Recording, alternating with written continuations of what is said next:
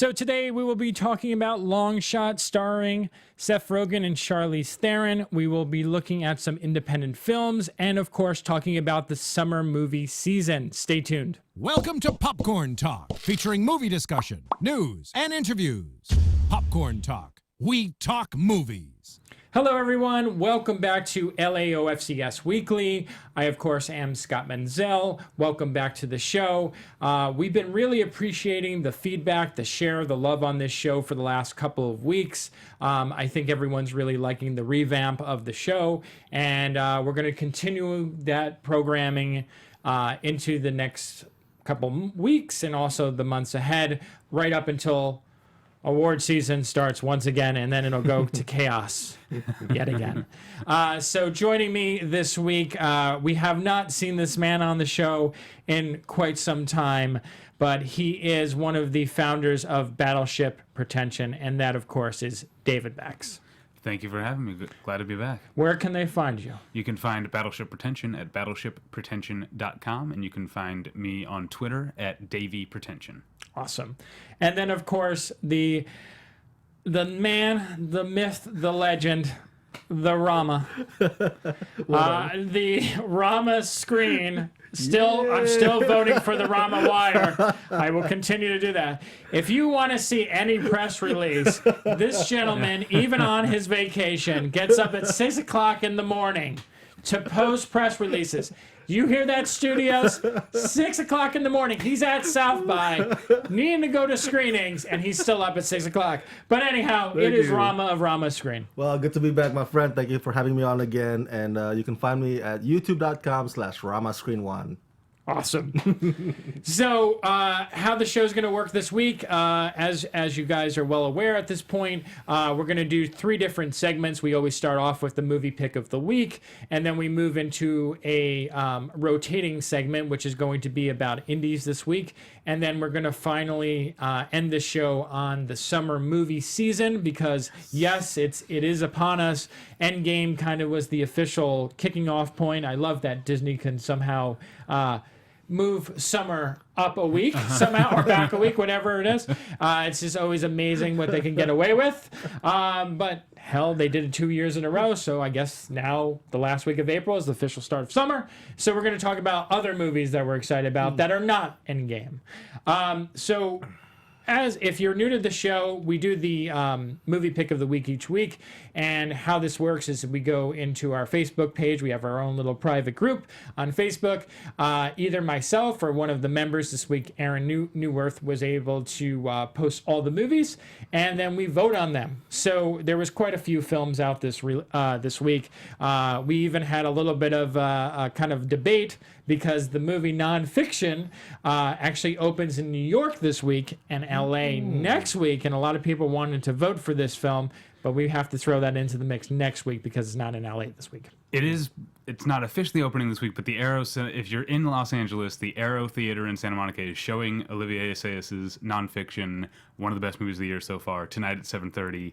It would have been my vote if it didn't get taken off the thing, but it's a really, really great movie. Yes, wow. And I saw that at Toronto, and I also really enjoyed it. He is just a dynamite director. Absolutely. I love Personal Shopper and Clouds of Sils Maria, just two incredible films that just really under the radar. And he did that TV miniseries Carlos, going back to the 90s. He did Irma Vep, and he did Late August, Early September, which was the first movie that I saw when I was in high school, the first of his. I've been following his career. I honestly think that in the decades to come, he will be looked back on as one of the greats who is working at this time. And Nonfiction is right up there. Awesome. So if you're in LA, go over to Santa Monica, Arrow Theater. Tonight, there's an early screening of it, 7:30, right? Mm-hmm. So go check it out. Some of the other movies coming out this week, if you guys want to chime in and talk about these, by all means, feel free. There's a documentary from Magnolia called Ask Dr. Ruth. I missed out on that. You missed on it? I wanted to see it too. Yeah. It was at one of the festivals. I missed out on it. STX is releasing Ugly Dolls, which... yep. It's not good, but I will say this. Yes. Have either of you seen Ugly Dolls? I have not. I've seen it. I don't know if you picked up on it. It has a Miller's Crossing reference, like a very specific Miller's Crossing reference. There's a line of dialogue repeated from Miller's Crossing, and it was so far into the movie that I was like practically checked out because it's not a good movie. I perked up. I was like, some weirdo on the writing staff made sure to get their Miller's Crossing reference into Ugly Dolls. It's one of those movies that just means well. It means well. Sure. The intention's good, but ugly and versus perfect. But yeah, like you said, it's just not good. And as someone who like loves, there's no surprise here that I love movies that focus on music.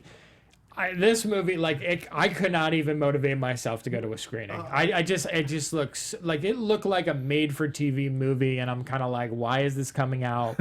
No one's gonna see this. Kids deserve better. Families deserve better. Parents deserve better. I mean, I'm judging the film based on the trailer, but like all the reactions that I've heard, and for me to not even be able to sell me a musical movie, and I love pop music and everything like that, like that's a pretty bad sign because I'm pretty easygoing with it. Last one's it goes to what you said about Mary Poppins. Ugly Dolls did the same commit the same thing where they would stop just for the song.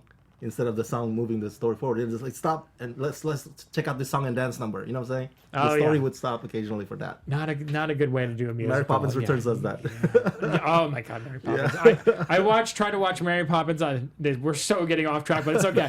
I tried to watch Mary Poppins Returns on my plane home from Chicago earlier this week. And I literally got about 30 minutes and I'm like, I cannot watch this. I cannot watch this. It's just like, it's just the stories. I won't go into it. But I'm on your camp. Yeah, Jesus. And then we also have The Intruder, which is the latest film from Deon Taylor.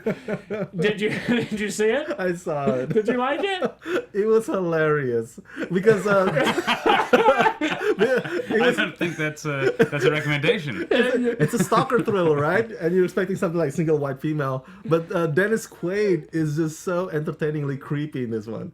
So despite it being bad as a movie overall, he is just hilarious.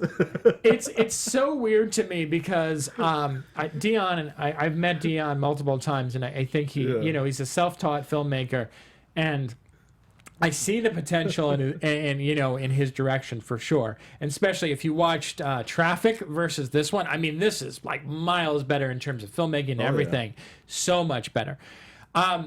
I don't know why. Maybe I was just in like a laid back mood, but I was entertained by it. I would not say that it's like a great film. It's funny. But it's like he grew, Deon has definitely grown as a director.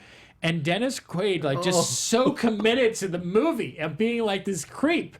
And it just works for just being an entertaining film. And it's one that you have to see if you're going to see it in a theater, because it's all about the freaking reaction around you. I mean, I got the guy stand up like, yeah, yeah. Like, that's the kind of stuff that, makes me want to go to a movie to see a movie like this. And Dennis Quaid makes the funniest faces.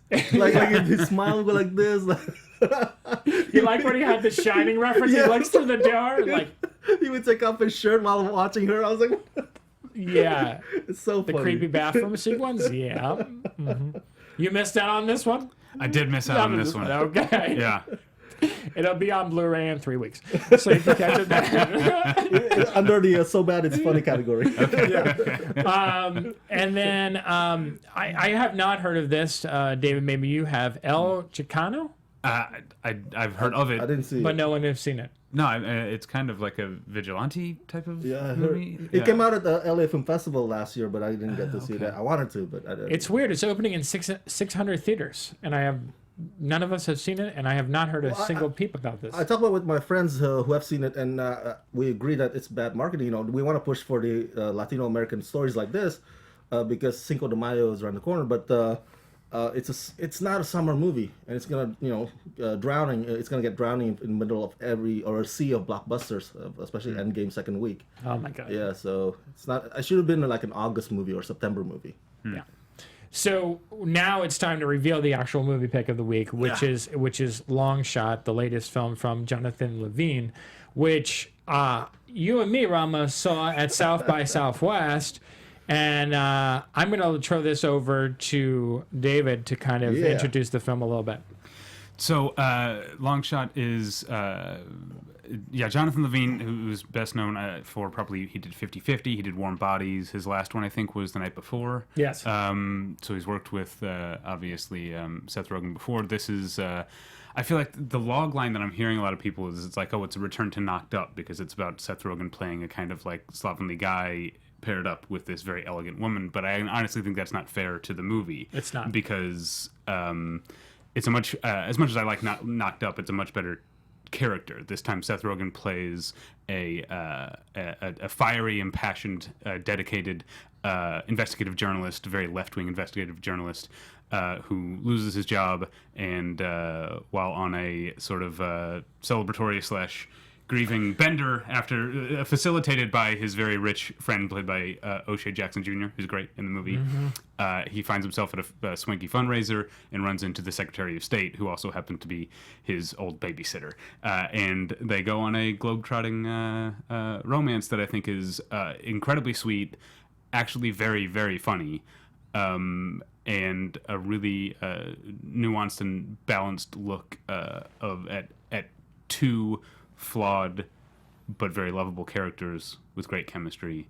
I really was kind of surprised by how much I loved this movie. You and me both. Yeah. Because I will go on record, and I'm sorry, Seth Rogen. Like, I really like Seth Rogen when he's kind of like toned down, and when he doesn't play up the raunchy factor. Where he actually lets his personality and his charisma kind of shine. Okay. And that's how I felt about this movie, and I felt that about his performance in this film. It's what separates this movie from something like Neighbors, is that it just he's not pushing the envelope, and he's just doing it naturally. It seems like he's kind of just naturally fit for the role. And the other ones, it's so over the top that I feel like it's all about like, oh, what's the joke going to be? What's next? But when he delivers dialogue in this film, it just comes across as so natural, which then again makes it that much more funny. And I think that goes back to what I was saying about unlike, and even when I like the Seth Rogen movies, the Seth Rogen character is usually just kind of like Seth Rogen, and it's he's defined by like the raunchiness or the like he gets high or whatever. Like sort of like this is a real character who has a real outlook, has desires in life, has values, you know, that he will and will not compromise over the course of the movie. It was again really surprising to me. Yeah. How about you, Rama? I like the story and I like the characters for the very reason that David just said. So kudos to that. But I did not enjoy it as a comedy. Oh. Many and you know it's to nobody's fault. Comedy is relative. Like I find UHF with Weird Al Yankovic terrible, but my uncle finds it funny. It's a great movie. And he finds I'm a big fan it's too. a great exactly, movie. but he finds my taste for South Park horrendous. I like South Park, so You also like Good Boys, right? exactly. So Good Boys. this is where we're going right now. He liked Good Boys, one of the worst movies of the year. So, but I really like Longshot's story, and I'm a big fan of course, pairing up the nerd with a hottie because I was a nerd who never got the hottie, still don't. So, so for those reasons, I like him. But the jokes most of the time fell flat for me, except for that one part where he wore the Swedish costume, or was it? The Captain Crunch. There you go, grinder Captain steak? Yeah. That one got or me. the valet in Candyland. Yeah. And he spoke to another guy that's wearing the same thing. That really got me. I was rolling on the floor for that one. And when Charlize Theron sees him in the outfit, you'd think that the spit take as a joke is worn out. She does an all-time great spit take in that moment. But I don't get the part like about the Woody Harrelson being one of the few TV stars that made it into movie stars. Like, okay. Oh my God! You're just you stating didn't laugh at the Jennifer Aniston joke because that was brilliant. You're just stating the obvious. That's to me. That's just stating the obvious. I was like, Yes, I'm sorry, but that's me.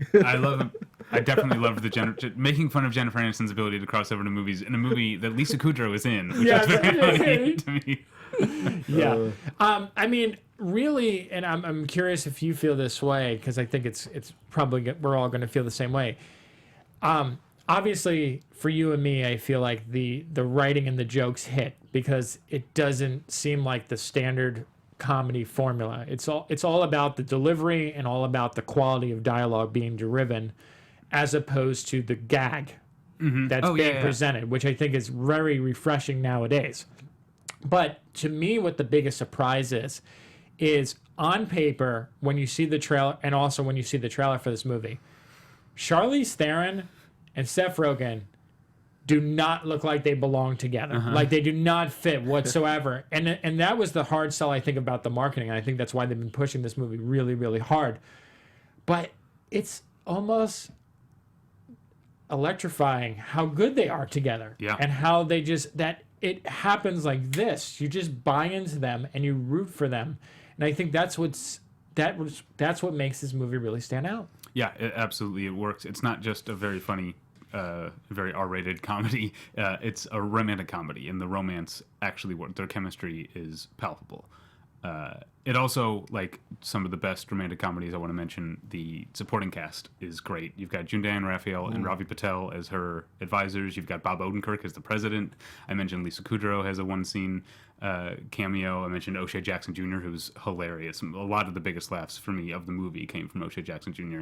I think a lot of great romantic comedies are often end up being defined by, you think of like Bruno Kirby and Carrie Fisher and When Harry Met Sally, like the supporting cast is often the bedrock of the comedy and romantic comedies, and this one delivers on that. Yeah, no, I completely agree. And I mentioned this on the show I did earlier.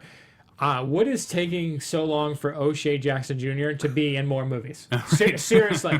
I mean, I think back to like Ingrid Goes West, and I mean, he stole that movie from everyone else in it. And I mean, there was that, what was that terrible SDX movie from like 2 years ago? But he was like the highlight of it. Yeah, Den of Thieves. Yeah. He was like the highlight of it. And he just has this great charisma, and he can kind of be anything. He's very versatile as an actor, and I agree with you. Good, man. Ask you guys, so what was different about the pairing up of Seth Rogen and Charlize Theron compared to Seth MacFarlane and Charlize Theron in that Western comedy a few years ago? Do you remember that? Oh my God, I didn't see that one. That's the main difference for me. Is I didn't see that movie. I was wondering that why this one worked compared to that one. But did you see that one? I think that I hated that movie. Which again, like Seth MacFarlane, I think has always been hit or miss. I like the first couple of seasons of Family Guy. I think are some great. But he's another funny guy. He is. But the thing is, it's just. I think with that movie was, it wanted so badly to be this generation's Blazing Saddles. I know that's was the quote that everyone used. But for as much as Seth MacFarlane loves pop culture, that movie was just so lazy and like juvenile. I agree. It was so juvenile. And obviously Charlize Theron loves doing comedy. And she can do the dark comedy, as we've seen in Tully and Young Adult. And then she could do something more along this lines, where it's like kind of like this, all about the chemistry and the line delivery. But with that movie, I feel like she had nothing. She didn't have the chemistry with him. The line dialogue was cringeworthy. Oh, that's true. So there was nothing really to go on. And that's a movie where the joke, wasn't there a joke going on about like shitting in hats? Yeah. Like that was literally like, they used it as a repetitive gag in that movie. They kept throwing it on the wall And they hoping had it stuck. Sarah Silverman playing a whore. Like, it's like, this is like stuff where I feel like a 12-year-old would be writing, like, what is my dream of making a movie? This is what I want to make, and I want to see it. Like, that's why for me. So. Yeah, I agree. Okay. Any final words on Longshot? I like to see a romantic comedy that, even though Seth Rogen's character, we haven't said his name, Fred Flarsky. Fred. Which you have to say, because apparently the screenplay was just called Flarsky for years. Even though he's the lead, it is a romantic comedy that's about two fully formed people, and it's not just about them making eyes at each other. They actually learn things from one another. They have sort of competing character flaws in that he's too stubborn and she's maybe too willing to compromise, and they make each other better people. And I think that's as outlandish as some of the gags in the movie are, and obviously some of the globetrotting, I found it a very relatable, believable relationship at its center. And Jonathan Levine, man, he's a great storyteller. I'm a big fan of The Whackness. Remember that? I never saw that. Yeah, that was a great movie. So he's when it comes to storytelling, he's good. Okay. And I I think it'll be hard to top this movie as one of the funniest mainstream movies this year. I really do feel that way. You were sitting next to me. I am normally a tough sell when it comes to mainstream comedies nowadays, but I just really enjoyed the hell out of this movie, and I can't recommend it enough. I hope it does okay this weekend. I know it's going up against Endgame, which, you know, that movie's going to dominate again, but hopefully enough people will see this one. So with Longshot now behind us, we want to kind of jump into independent films. We always did a segment on the show called Independent Spotlight. There's so much about Disney nowadays and like big studios, and I'm sorry if it seems like I'm shitting on Disney, but it's just like they have so much of the marketplace nowadays. It's kind of like hard to like look at anything else because they just bought a Fox, and it's like they ingrained all their products. And I mean everything. I just looking at this summer, which we'll talk about later. It's just like one movie after another. It's theirs. You know, that we want to step back and we want to look at all these smaller films, which I think are like some of the best movies typically each and every year. You know, and I'm glad we have David Bax, because David Bax is 100% independent supporter, just like our friends Morgan Rojas and Steven Saito. You know, and that's what I love about this organization, is that we have film critics who love film of all different kinds. It's not just about the mainstream. We have a nice group of people who actually dig into the art house and really dissect them. So I will once again start with you. What is one or two films that you think people should check out that are indies? Well, I guess I mentioned nonfiction. Yeah. For sure. The other stuff that's coming out, there's a couple things coming out this week online. There's on Netflix has Knock Down the House, which is a documentary in which the documentarian Rachel Lears is her name, chose to follow in the 2018 primary season, to follow 4 female Democrats who were challenging incumbent Democrats in their districts. And as luck would have it, one of them she happened to pick was Alexandria Ocasio-Cortez, who won and has become, you know, a lightning rod and an inspiration to a lot of people. And so you get to follow these 4 women, and, you know, spoilers, 3 of them lose their primaries, but one of them wins. And even the ones who don't win, it's a very inspiring, I think, obviously, you know, they're all Democrats. If you're a Democrat, you're coming from that point of view. I happen to agree with with their politics, but even if you don't, this is a great movie, a documentary, an inspirational portrait of what grassroots campaigning can do, and how people from the working class and from the people can take down these sort of entrenched politicians. And if you're just like me, a bit of a politics nerd, it's just a campaign documentary, which is great. The other movie I want to recommend is, it's not the other Netflix movie, because I did not like the Zac Efron Ted Bundy movie. I saw that. I don't know if you saw that at Sundance. Yeah, I hated it too. Yeah, I did not care for that. But another movie that's available to rent on VOD that I saw, you mentioned LA Film Fest, RIP LA Film Fest, but at the last one, I saw a movie called Softness of Bodies, which is it's a tiny little movie. It's a very dry, very caustic, kind of dark dramedy about an incredibly narcissistic young American woman living in Berlin and trying to become a poet. And part of the joke of the movie is that there's like a murder investigation in the movie that in any other movie would be the plot of the movie, but because she's so self-involved, all she cares about is the poetry competition. I saw that one. You saw that one? I saw that one, yeah. It's really it good. really took me by surprise. It was one of the better things I saw. Dasha, I think her name. Yeah, I can't. So that's really good. And then one to look out for coming up is a British movie called Wild Rose. It stars Jessie Buckley, who last year was in a movie called Beast that was really good. But Wild Rose is a much more sort of mainstream, conventional type of thing that I guess I'm feeling with Fighting With My Family earlier this year, and now Wild Rose. The sort of the Brits just seem good at taking these sort of formulaic, inspirational stories and making something real and deep with them while still being crowd pleasing. Jessie Buckley in Wild Rose plays a young woman whose desire is to move to Nashville and become a country star, but she's this poor Scottish woman who's been to jail for drug smuggling. She's like, her life is not great at all. And yet the movie is very funny, has a ton of good music in it, has a tiny cameo from Casey Musgraves, who won the Grammy for Best Album last year.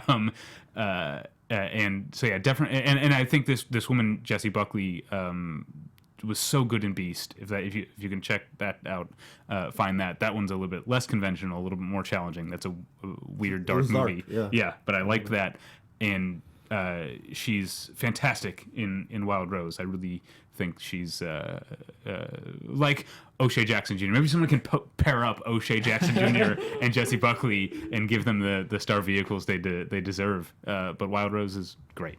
Awesome. That's coming out from Neon, right? Yes, that's a couple weeks. in June, I think. Okay. Yeah. Rama? Yeah, I only saw a few this past week. Knock Down the House is one of them, so I want to talk also about that. I'm a progressive. I'm a big fan of the Young Turks and Justice Democrats. So for those of us, stories of AOC, Cori Bush, Amy Villela, and Paul George Swearingen were nothing new. And so this documentary, what I found it very effective, it shows the camaraderie between all of them. That's the part where it really got me, when they actually, get together and encourage each other, even though they're like from different states. And it goes to show that this, even though three of them lose, their camaraderie show that this is a movement that goes beyond that. That it's not going to die just because a few of them lost the elections. And so that I find that to be inspiring. And the only criticism I have is that too much focus on AOC. Then they should have titled AOC the documentary instead of Knock Down the House. I think the maybe Rachel. I feel like Rachel's like stretched too thin as far as the other three women are concerned. So that's my only criticism. But I love it overall. No matter where you are on the political spectrum, go check it out because it's inspiring, especially if you are citizens of the United States of America. That's probably the only one I want to recommend this week. The other one, the only other independent movie I saw was Zac Efron, and I do not want to recommend that one. That one was just a reenactment of the events that happened, and there was no digging or exploration as to why Ted Bundy did what he did, and it was just like, and then they showed the footage at the end. Oh, they recreated that part. Or they recreated that I hate that. Yeah. I hate when movies, because this goes way. Argo did the same thing, like over the end credits. Yes, it's like, here's the real thing, and it's like, oh, what am I supposed to be like? Oh, I like the movie even more now because your production design was so whatever. Yeah, exactly. So I feel like it's just like that Steve Jobs movie with Ashton Kutcher, and then Danny Boyle came in and it's like, this is how it's done. With Michael Fassbender. I feel like I'm just anticipating for the actual better, bolder Ted Bundy movie down the road. So, yeah. It's interesting because I actually like the movie. I feel like you're shitting on it, but I totally get it. With that being said, I did have a question for you guys. Do you feel like the movie, we've noticed this a lot lately, especially because all of us are always on freaking Twitter and in this world. Do you feel like this is a case where, maybe not for you personally, but for a lot of people, where the movie is not what people were expecting, so therefore they don't like it? Kind of like how people wanted Bohemian Rhapsody to be one way and it was the other way, and then people cannot appreciate Bohemian Rhapsody for being what it is, and instead keep focusing on what it should have been. Yeah, I mean, I can see that, but that's not. Your feelings. I didn't like either of those movies, and in neither case is it because of what you're saying. But I can see people going in to Extremely Wicked, Shockingly Evil, and Vile because they're like, oh, we're going to watch Zac Efron murder people. And part of the conceit of the movie is, no, you don't ever, except for one very brief flashback, very brief. You don't actually see him commit any crimes. That's kind of the conceit of the movie. I'm okay with that. Yeah, I'm okay with that too, but I can see people going in to the movie expecting to see the kid from High School Musical chopping up people's heads or whatever, and that's not what happens. I think that I'm okay that they did not go that direction, but the fact that they never actually explored the why, that's what bugs me, because I think what they did with the movie was pulling a Kaiser Soze, at least trying to like, okay, this guy keeps saying that, oh, I didn't do it, and at the end he's like, hacksaw. It's like as so say basically they're like, oh, his foot, as it turns out, can actually walk straight. That's all it is. It's like, okay, it's a very poor man's Kaiser Sose kind of trick to me. Except we know what Ted. Right. We all know what Ted did. Exactly. That's That's the difference. Yeah. What was weird about this movie for me was that the reason I asked you guys that question is when I saw it at Sundance, I was at the premiere screening, and there was this weird reaction from a lot of people where some people were like, it's really good, but almost everyone said it was not what I was expecting. So that's why I'm kind of wondering if that's kind of like what's gauging the mixed reactions. For me, kind of going off your point, I saw this more as a character drama, and what the goal that I think the filmmaker was going for, and this is my perspective on it, was to kind of showcase how charming and manipulative Ted Bundy was, and how he was able to take Lily Collins' character and kind of make her go along for this journey, and then him going with all the other women and all these other people he met and just be so charming that they just constantly went along with it. And I guess that's the aspect that I liked about it. And it was also a nice departure for Zac Efron, because I always liked him. You joke about High School Musical. I remember actually liking High School Musical 3 when I saw it in the theater. I thought it was, again, not a great movie, but just fun and knows what it was. And he started doing a lot of smaller independent films. Orson Welles one, I remember, and a couple other things. And I really kind of liked him in his early days. And then he went into the Seth, I hate to bring this up, but he went into the Seth Rogen kind of route, and he was in these movies where I just felt like it was one note, one note, one note, and then that Mike and Dave needs wedding dates.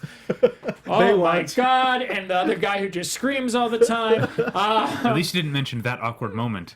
Fuck that movie. That was a Fuck very, that very movie. bad movie. Yes. But yeah, he went on that spiral. So it was kind of refreshing to see him do something different. The other thing that was kind of weird is that I don't know, and I'm just curious to bring this up since we're talking about this movie.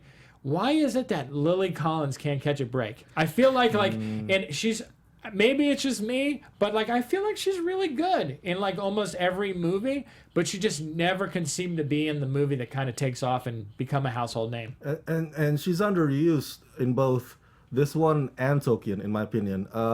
Especially in this one, it seems like I saw a log line about Extremely Wicked, I think a year ago, 2 years ago, and I thought it was gonna be told through the perspective of her, Liz.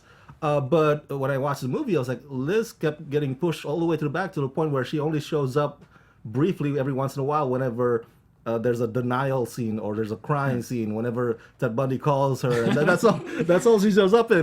Come on, I thought it was going to be told through her perspective. So yeah, I agree. She just can't catch a break for some reason. Yeah. That's interesting you say that, because I actually, one of the things I did like about Extremely Wicked was that I thought that she was more of a character than I expected her to be, because apparently the movie is based on her memoirs. Yeah. I thought she had more of a presence in Extremely Wicked than I think you did, but as far as why she can't catch a break, I don't know. The main thing is I've finally gotten all the Emmas straight. Now I just need to get the Lilies straight, because I still have to look up which one's Lily Collins and which one's Lily James. But yeah, you mentioned Tolkien that's coming out in a few weeks. That's not gonna help matters. Yeah, exactly. Unfortunately, for her cause. Yeah. Yeah. I'll also throw my hat in the ring for Knock Down the House. And I 100% agree with your point. That movie would, I know they're trying to do justice by showing these three other female characters, and who honestly, their story, I think should be a little bit more of the focal point, because it's kind of heartbreaking what happens to them. Mm-hmm. But it really becomes about AOC. That's all it is. It's literally, it's this is her, and they forget about those characters, and you're kind of what happened? They open up with doing a good job of dividing it up, and then all of a sudden both of these movies, regardless how you feel about them, they feel like Netflix is a perfect home for them. These are, I think we always have this discussion about where movies belong, and I feel like these two movies are perfectly suited for Netflix. I don't think there's either one of these movies has a reason to go see them in the theater. There's not like engaging moments where you're going to stand up and cheer. There's nothing special about the filmmaking per se where you're kind of like, yeah, I really need to see this in the theater. Nothing about sound design, nothing. So I think they're very good fits for that. But one recommendation, I don't even know if this movie's still playing, but I will keep pushing this movie because I feel like it went really under the radar. And I saw this also at Toronto last year, is Hotel Mumbai. Oh, love it. Which I just thought was just some powerful filmmaking. And a lot of people go and say this quote because we all want our pull quotes and stuff. Us is the most terrifying movie, best horror movie ever made. But I can't remember the last time that I watched a non-horror film that I was so terrified by whenever like a character would walk in a room and what was going to happen. And the way that the violence is depicted in this film is just so raw and so gruesome. Like, these guys just go into a room, they don't care who's there, and they just open fire. And I think... And yet the movie doesn't feel as exploitative. Right. My sort of line about Hotel Mumbai is that it's a better Paul Greengrass movie than the Paul Greengrass movie that came out last year, the 22 July. Because I've always liked Paul Greengrass when he does these like United 93 and Captain Phillips and these sort of Bloody Sunday, going back even further. I've liked it, and 22 July felt like a real misstep where it did feel exploitative. And Hotel Mumbai, as much as it is intense and sometimes very difficult to sit through, is a much more respectful, humanistic movie, I think, than 22 July. And I think they do such a great job within that film of showing different characters and how they react, you know? And you have such a large cast in that film, and everyone at one point gets spread out. And yet you still care about each one of those pockets of people. And it does a great job. You know, you were just talking about Extremely Wicked of not having enough time focus on certain people. This one I feel like has enough focus on every single one that they all feel like their own complete stories, and you can see why each one of them is terrified of the situation that they're in. And I agree with all the points that you just said, both of you. And to add a little more, that the violence, at least in Hotel Mumbai, for me, it makes me abhor or hate violence and terrorism. Like if when I see that, I was like, wow, the things that humans do to each other, that's insane. You know, that's the thoughts that cross my mind. Yeah. No, I completely agree. All right, now we're going to move into our summer movie preview.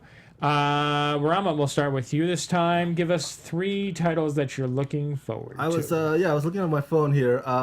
Definitely Dora the Explorer. I'm just kidding. I was going to be like, what? My top 3, Hobbs and Shaw.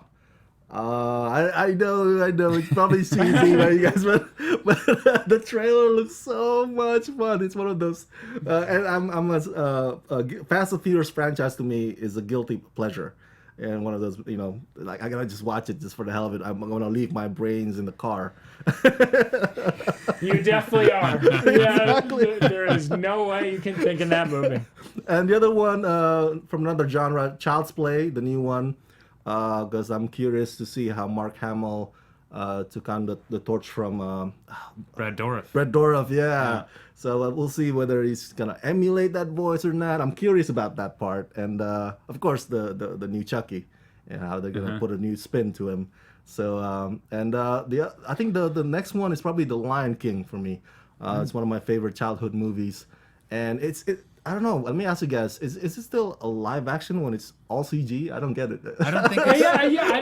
How is it live action? It's gonna be motion capture, right? There's no human. I don't even know if it is motion capture. I think, but basically, my understanding is they essentially built the world of the film in VR, and then Jon Favreau kind of directed it from within VR in terms of shot choice and who's, I think Caleb Deschanel is the cinematographer. It's all like sort of virtual cinematography. Yeah. But would you call it live action though? I wouldn't. But it is being billed as that. But I don't even think his Jungle Book was live action. You had like one live action character. I know.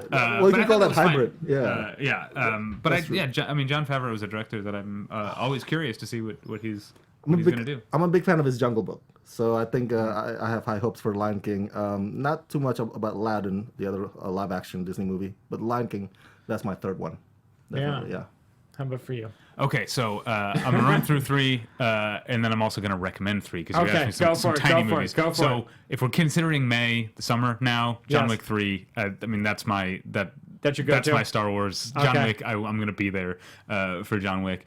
I also I can't I don't know how I don't care how film broy or cliche it is. I'm always gonna be there for a new Tarantino movie. So Once Upon a Time in Hollywood. Yes. I'm very much looking forward to. And then the third one, Deep Summer. August is always a weird month. It is. But always it tends to have some gems. And sort of below the radar one I'm looking forward to is Where'd You Go, Bernadette, which is the new Richard Linklater movie that is I think Blanchett. finally coming out. Because it's been scheduled, pushed back a number of times. Which makes me a little worried. Not gonna lie. Yeah, but sometimes people don't know what they have, and it ends up being good. So I'm looking forward to all of those, and then I'm going to recommend a few that I have seen.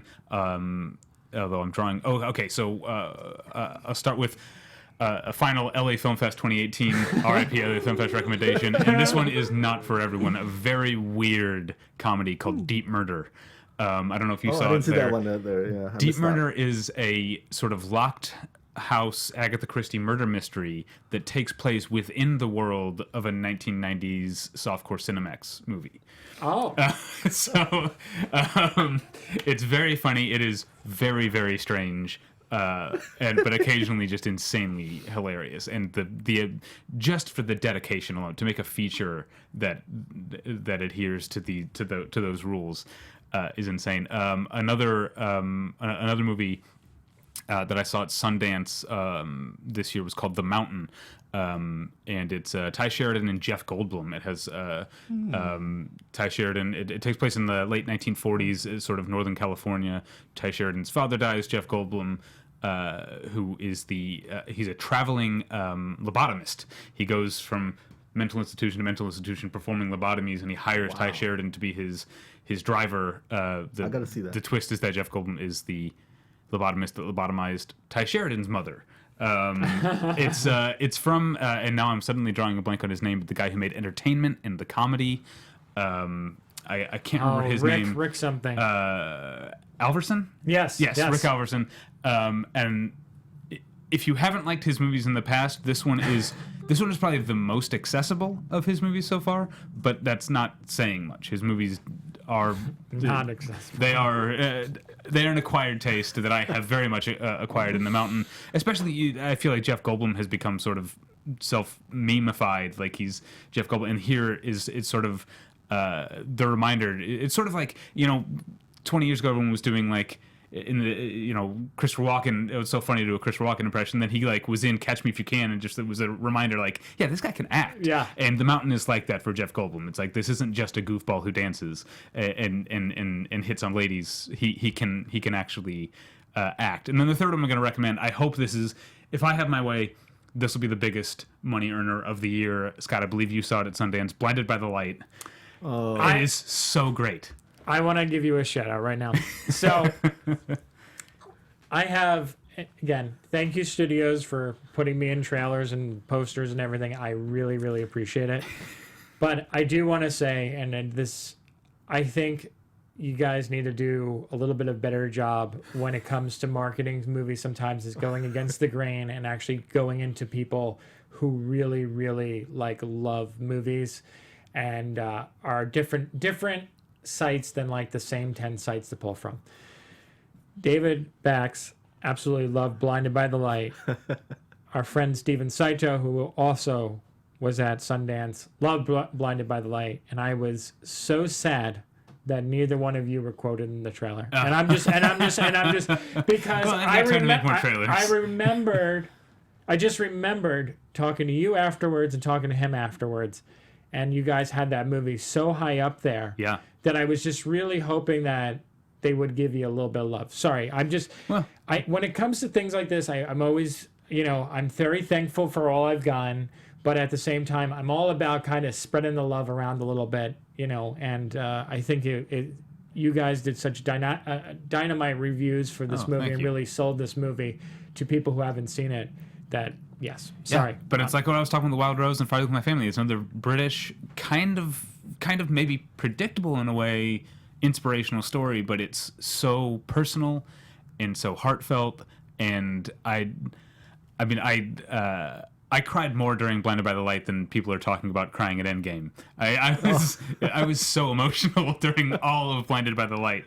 It's so great, and it's such a great return to form for Gurinder Chadha, who made Bandit Like Beckham more than 15 years, almost 20 years ago at this point. And not that she's been, sitting idle, but this is, I think, the best movie she's made since then. But don't we have that Danny Boyle too about the Beatles yesterday? Which I was going to bring up. Yeah. Oh yeah, I was going to go ahead. Yeah. No, but I have to talk about this Blinded by the Light movie because I come from New Jersey.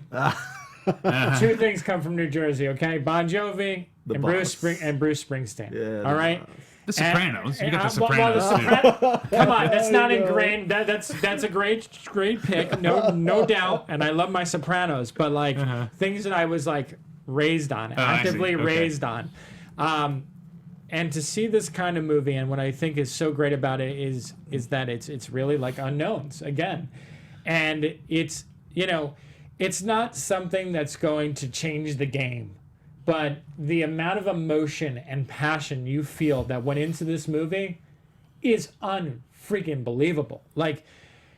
The love and how, were you there at the premiere of this? Where No. she went on this story about how she asked Bruce Springsteen and how she's been such a big fan and how she set him down to actually screen the film, and she was so nervous about screening it.